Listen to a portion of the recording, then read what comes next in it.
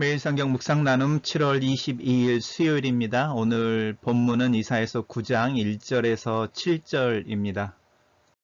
본문을 읽겠습니다. 전에 고통받던 자들에게는 흑암이 없으리로다. 옛적에는 여호와께서 스볼론 땅과 납달리 땅이 멸시를 당하게 하셨더니 후에는 해변길과 요단 저쪽 이방인의 갈릴리를 영화롭게 하셨느니라. 흑암에 행하던 백성이 큰 빛을 보고 사망의 그늘진 땅에 거주하던 자에게 빛이 비추도다. 주께서 이 나라를 창성하게 하시며 그 즐거움을 더하게 하셨으니 추수하는 즐거움과 탈취물을 나눌 때의 즐거움같이 그들의 주 앞에서 즐거워하오니 이는 그들의 무게의 맨 멍에와 그들의 어깨의 채찍과 그 압제자의 막대기를 주께서 꺾으시되 미디안의 날과 같이 하셨음이니이다. 어지러이 싸우는 군인들의 신과 피 묻은 겉옷이 불에 섭같이 살라지리니 이는 한 아이가 우리에게 낳고 한 아들을 우리에게 주신 바 되었는데 그의 어깨에는 정사를 메었고 그의 이름은 기묘자라 모사라 전능하신 하나님이라 영존하시는 아버지라 평강의 왕이라 할 것임이라.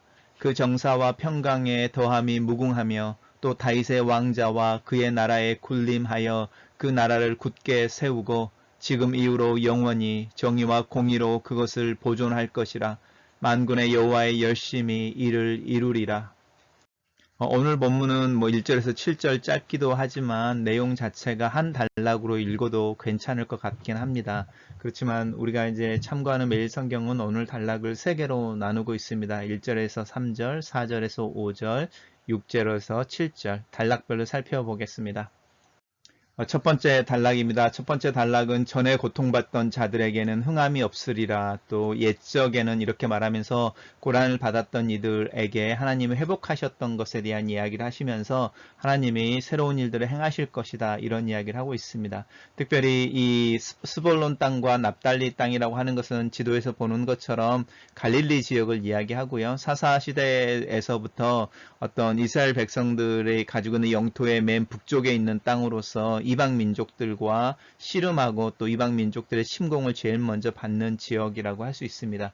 그래서 이제 아무래도 이방 문화와 많이 합쳐져 있고 그래서 그 부분이 신약에서도 이렇게 예수님이 나사렛 사람이라고 말할 때 나사렛에서 무슨 선한 게 나오겠느냐라고 갈릴리 지방이 멸시를 받게 되는 이유 중에 하나이기도 합니다. 그렇지만 오늘 본문에서는 하나님께서 그렇게 이 해변가라고 말하는 길과 또 요단 이쪽이라고 말하는 이방의 갈릴리라고 말하는 이 부분들 이방 민족들에게 시달리고 유대의 어떤 정통성을 찾기가 어려웠던 또 평화롭지 못하고 항상 전쟁과 어떤 긴장관계에 있던 이 영역들을 하나님께서 영화롭게 하셨다라고 회복에 대한 이야기를 하고 있습니다. 그리고 우리가 알고 있는 이 말씀은 마태복음이나 복음서에서 예수님의 복음의 능력에 대한 이야기를 할 때 언급되어지는 부분입니다. 흑암을 행하던 백성이 큰 빛을 보고 사망의 그늘에 땅에 거주하던 자에게 빛이 비치도다 이렇게 말하면서 하나님께서 이 나라를 창성하게 하시며 백성들의 숫자가 많게 하시며 즐거움들을 더하시는 때가 있다 이렇게 말하고 있습니다. 근데 이 즐거움을 또 하시는 때가 있는데 그 즐거움이 추수할 때의 즐거움 또 전쟁에서 승리했을 때의 즐거움 같이 하나님 앞에서 즐거워하게 될 거다라고 말합니다.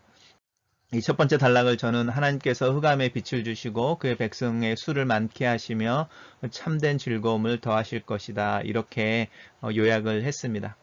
그 이유에 대해서 그 두 번째 단락이 이야기하고 있는데 그 이유가 무엇이냐면 하나님께서 그 백성들의 무거운 어깨의 맨 명예와 어깨의 채찍과 압제자의 막대기들 이야기를 하니까 어떤 이방 민족들의 압제라고 말하는 피지배 민족으로서 경험하게 되는 어떤 무거운 어떤 짐 인생의 어떤 그 무게 이런 부분들을 하나님께서 회복시키신다는 거죠. 회복시키시는데 언제처럼 하냐면 미디안의 날처럼 그러니까 결국은 하나님께서 어떤 기드온과 기드온의 300용사처럼 초자연적인 방법으로 미디안을 쫓아냈던 그때처럼 이방 민족들을 몰아내고 하나님의 백성들을 새롭게 하실 것이다. 그리고 그때가 되면 전쟁이 그치고 이스라엘 백성들을 압제했던 그 하수의 그 급하게 흐르는 하수처럼 강한 군대의 힘이 없어지게 될 거다 이야기하는 것입니다. 두 번째 단락을 저는 하나님께서 그의 백성의 고난과 압제에서 회복하실 것이다. 이렇게 정리를 해봤습니다. 세 번째 단락은 다시 이는이라고 나오니까요. 이제 다시 첫 번째, 두 번째 단락을 이야기하면 하나님께서 이스라엘 백성들을 회복시키시고 영화롭게 하시고 또 그들을 이렇게 돌이켜서 즐거움을 주고 풍요롭게 하실 텐데 라고 말하는 거죠.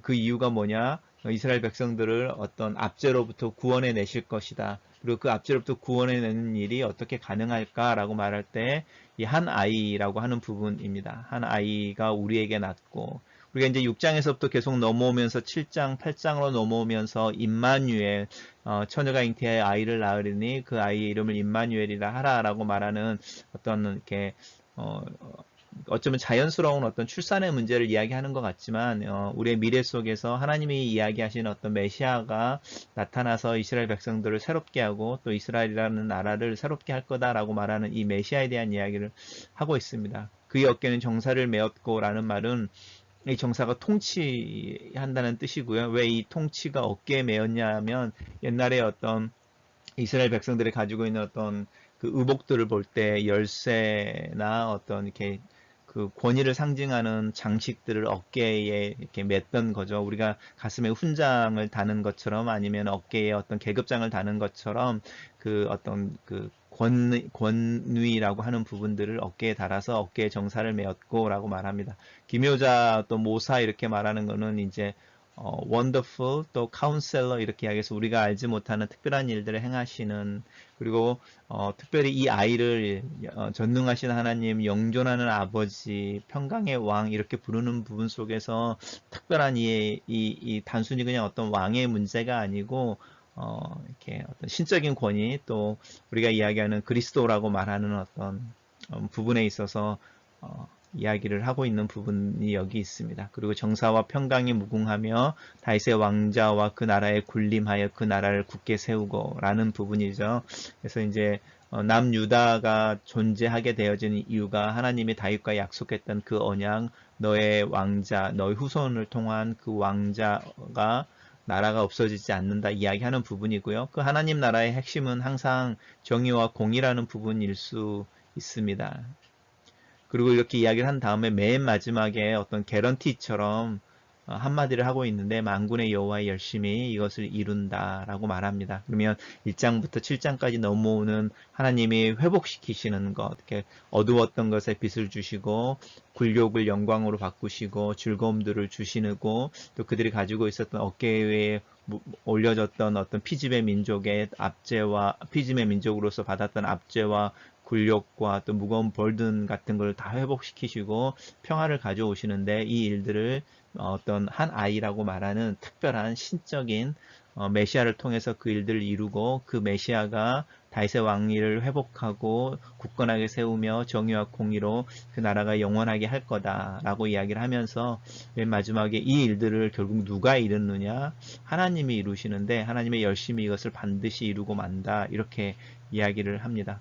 저는 이 단락을 이 회복은 한 아이를 통해 일어나는데 이 아이는 다스리는 왕으로 정의와 공의로 그 나라를 굳게 할 것이다. 이 모든 일들을 하나님의 열심히 이루어 내실 것이다. 묵상 포인트로 넘어가겠습니다.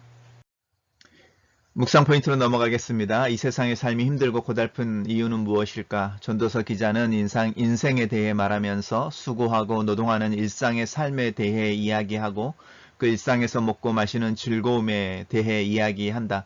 울며 씨를 뿌리는 자는 기쁨으로 단을 거두는 것이 하나님의 법칙이다. 이것은 인과응보의 문제가 아니라 은혜의 문제이다. 하나님께서 고통과 멸시를 당하게 하시는 때에도 소망이라는 작은 불꽃을 끄지는 않으신다. 고통과 멸시가 없었으면 하는 생각이 내 마음 한 구석에 있고 고통과 멸시라고 하는 문제가 이해하기 어려운 영역의 문제이기도 하고 또 이 고통과 멸시가 상황에 굴복해버리는 연약한 모습에 대한 당연한 결과이기도 한 복잡한 문제이다. 이방 땅과 같았던 북경의 스볼론과 납달리가 멸시를 당하는 것은 그들의 위치와 상황에 있어서 필연적이었을지도 모른다. 북경의 도시로서 제일 먼저 남으로 내려오는 적군을 상대하고 다양한 이민족들을 상대로 교류와 또 교역을 해야 했던 이 스볼론과 납달리 지역 그래서 아수르 침공 때 제일 먼저 아수르의 손에 들어가고 또 유대인들의 전통과 또 종교의 문제에 있어서 쉽게 혼합되어져 버리는 그 상황. 그렇지만 그 상황에서 하나님께서 회복하시는 손이 여기에서부터 나타난다. 하나님께서 전쟁의 흔적을 지우시고 멍에와 올무에서 자유케 하실 때가 온다는 것은 참 소망이다. 이 소망은 징계가 임하기 전에 주어지는데 이것 또한 은혜이다.